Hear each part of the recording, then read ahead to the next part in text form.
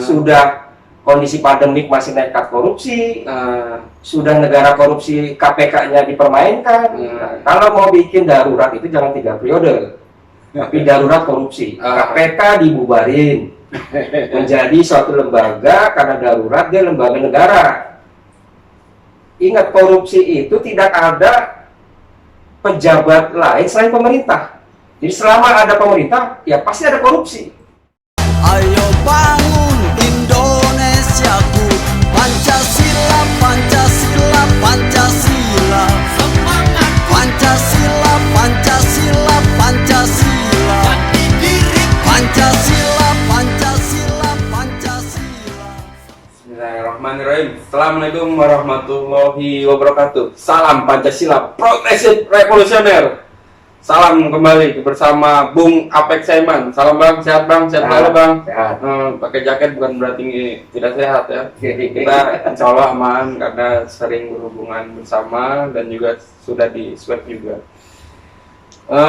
Dalam pertemuan pada hari ini melanjutkan dalam sesi sebelumnya, dalam pertemuan part yang pertama ataupun episode perdana, kita mengalami kondisi kedaruratan. Kedaruratan itu tidak hanya dalam konteks wabah ataupun kedaruratan dalam konteks apapun, tapi ada imbalnya Bang, ada impactnya yang lain-lain Bang. Darurat korupsi Bang, waduh, itu bahaya betul nih Bang. Ternyata angka pandemi, walaupun pandemi di 2020 dan di 2021 itu melalui transparansi internasional itu kita di atau poin 37. Poin 37, 0 itu udah sangat korupsi. 37 itu udah sangat buruk. Atau apa? Karena 2019 itu lebih tinggi dibanding dengan 2020. Berarti ada segi penurunan nih. Pandemi tapi korupsi masih jalan. Pandangan Abang seperti apa Bang? Ya, itu keprihatinan kita semua. Kita malu sebenarnya di negara yang berdasarkan pada Pancasila, nilai-nilai mulia itu, kenyataannya Indonesia dikenal sebagai negara koruptor. Bayangin, saking sudah nggak warasnya, dalam kondisi pandemi, pejabat menteri sosial melakukan korupsi. Coba kan tingkat nalarnya seperti apa? Di mana kita sangat prihatin. Kalau memang mau bikin darurat tentu dekret. Lebih baik dekret darurat korupsi. Dekret darurat korupsi? Iya, jadi kasus terakhir lebih prihatin dengan TWK. Pelecehan bagi saya itu. Kok negara yang sudah terkenal koruptor, negara yang menjadi sejarah satu-satunya negara di dunia, tidak ada lagi selain Indonesia yang istimewa, itu hanya Indonesia yang berbeda dengan negara lain dalam segi paham kenegaraan. Indonesia itu dikenal dengan negara Pancasila yang dia punya kemandirian, bahkan itikadnya ini menjadi mercusuar dunia. Tapi apa yang terjadi malah sebaliknya. Kita dikenal negara tak berdaya, negara yang mengikuti kepentingan kapitalisme. Tak berdaya apa dulu nih Bang? Ya, dari dulu sampai sekarang kita nggak merasakan ada sebuah kedaulatan yang luar biasa.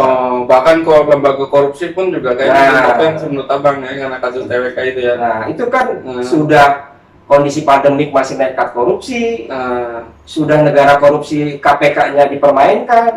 Kalau mau bikin darurat itu jangan 3 periode, tapi darurat korupsi. KPK dibubarin menjadi suatu lembaga karena darurat dia lembaga negara. Ingat, korupsi itu tidak ada pejabat lain selain pemerintah. Jadi selama ada pemerintah, ya pasti ada korupsi. Nah, cara menghentikannya kalau kita berkomitmen bikin negara yang memberantas korupsi dengan lembaga yang independen. Itu bukan sudah independen Bang, KPK itu? Atau karena sudah pegawainya PNS semua? Nah, itu persoalannya, di mana independensinya? Lowong diintervensi. Jangankan memberantas korupsi, orang-orangnya saja sudah diintervensi. Sistemnya sudah diintervensi. Terus bagaimana mungkin sebuah lembaga yang diharapkan membersihkan negara dari koruptor, lembaga itu dipermainkan, dikondisikan. Jadi ada baiknya sama. Ini memang banyak harus dievaluasi di negeri ini, nah, termasuk KPK. Jadi nggak bisa secara kasuistis, dia harus menyeluruh. Jadi lembaga itu dirubah, dibangun sebuah lembaga yang steril, tidak tersentuh karena memang darurat korupsi. Bang, kalau bicara lembaganya menurut saya tidak menjadi urgensi Bang, karena melihat dari pejabatnya. Ada yang terbaru, kasus pejabatnya pun terima suap. Ada dari kasus wali kota Tanjung Balai kalau saya menerima suap. Bahkan ada sambutan-sambutan wakil ketua DPR itu diangkat-angkat kasusnya itu.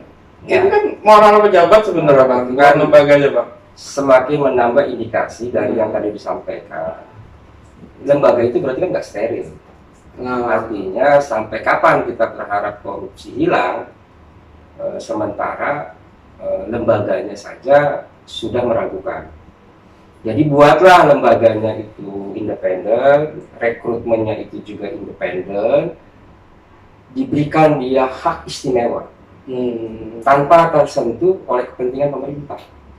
Jadi cara diperhatikannya itu seluruhnya khusus untuk lembaga ini adalah bagaimana teliti semenyeluruh mungkin agar rekrutmen dari persoalan yang duduk di KPK itu melalui tes yang steril. Kemudian lembaganya dilindungi, artinya dilindungi sama halnya dengan lembaga tinggi negara. Jadi nggak ada masalah kalau saya melihat kalau amandemen daripada 3 periode, mendingan mengamandemen satu lembaga baru namanya Lembaga Negara Pemberantasan Korupsi. Lembaga Negara Pemberantasan Korupsi. Nah, jadi itu keseriusan sehingga dunia melihat ada niat yang serius dari Indonesia memberantas korupsi, ditandai dengan satu lembaga yang kuat yang menjadi lembaga negara yang kemudian dia punya otoritas yang kuat untuk melakukan tindakan-tindakan pemberantasan korupsi. Lembaga itu harus dilindungi karena dia menjadi harapan daripada kemudian lembaga itu situasional, kadang lagi bagus, kadang lagi buruk. Nah, dia harus stabil. Jadi harus dibuat sehingga nanti kemudian dalam ranking selanjutnya kan angka korupsinya turun. Angka korupsi turun maka akan menaikkan martabat bangsa menjadi contoh bagi negara lain. Nah itu berarti angka itu turun karena memang lembaga ini berdiri sendiri. Maksudnya tidak ada intervensi apapun. Nggak ada. Oh, tapi kita tahu Bang, tidak hanya lembaga KPK yang mengurusi urusan korupsi, ada kejaksaan, bahkan polisi pun ada juga gitu, tindak pidana khusus, tipikor, macam-macam kan, macam-macam. Atau logika yang terjadi kan menjadi satu kolegial yang bisa disalahgunakan. Bagusnya, oke ada representasi dari kejaksaan, dari kepolisian. Satu atau tidak terlalu diutamakan, tapi berlaku personal yang masuk itu adalah integritas gitu. Jadi bukan harus lembaga diwakili utusannya dari polisi atau kejaksaan, tapi berlaku secara tesnya itu siapa yang punya integritas,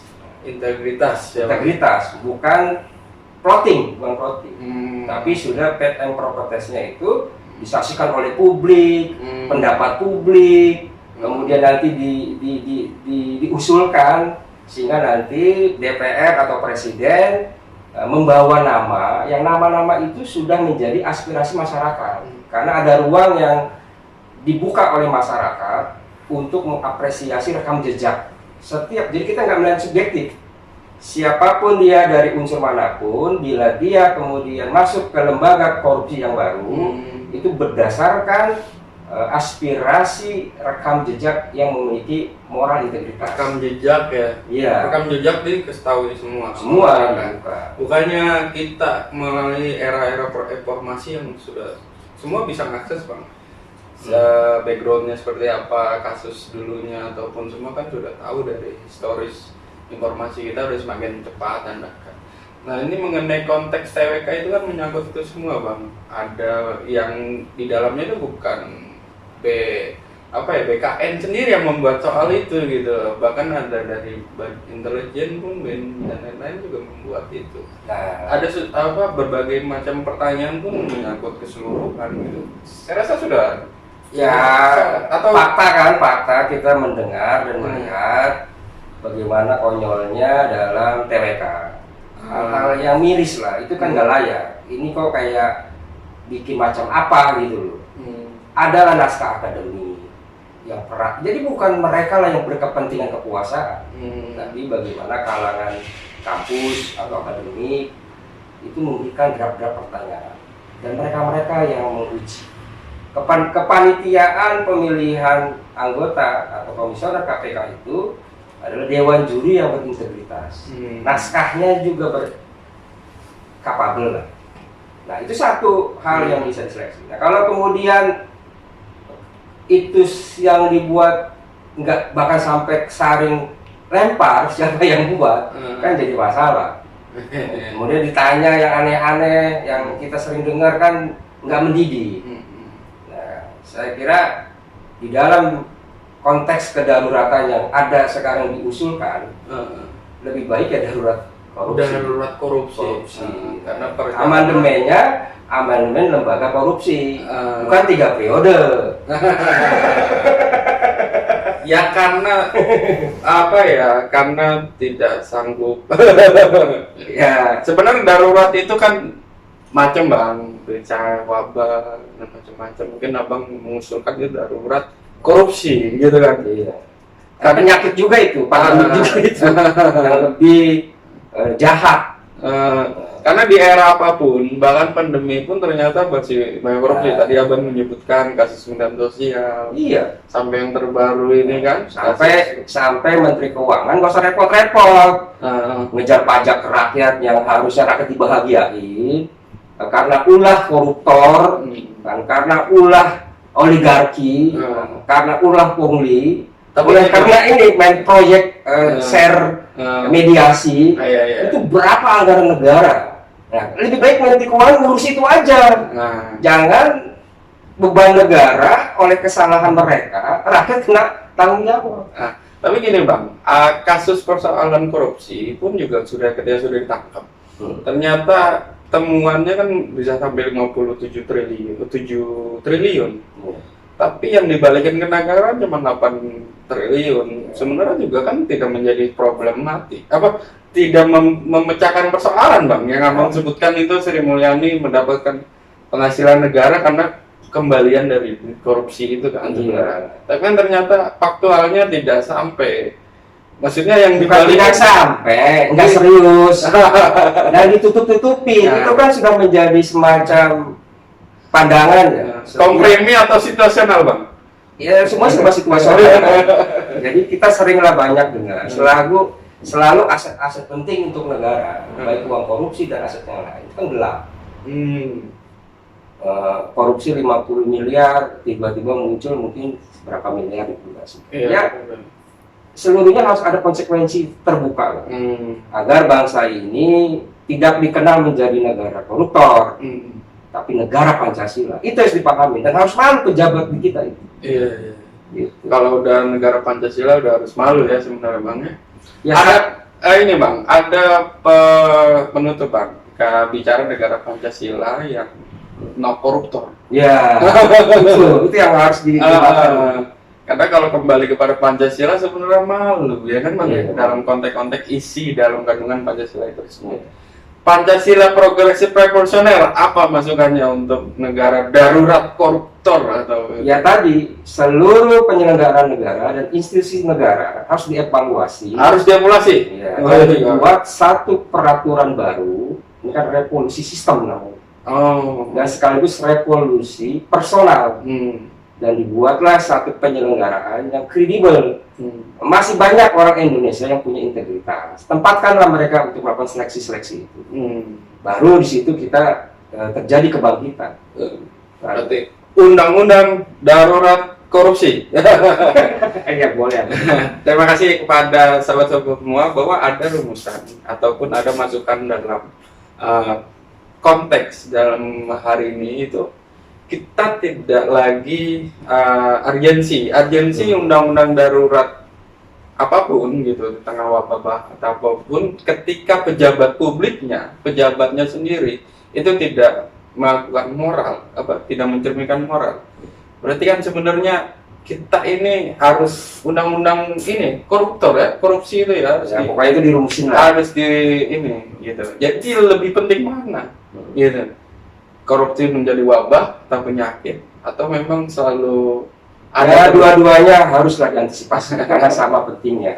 Tapi yang penting jujur. penting jujur. Yang penting jujur. Maka jujur itu akan menyelamatkan kita dalam situasi apapun. Jujur itu adalah bagian dari Pancasila progresif revolusioner. Salam Bang, terima kasih Bang. Ya, sama-sama. Salam semua.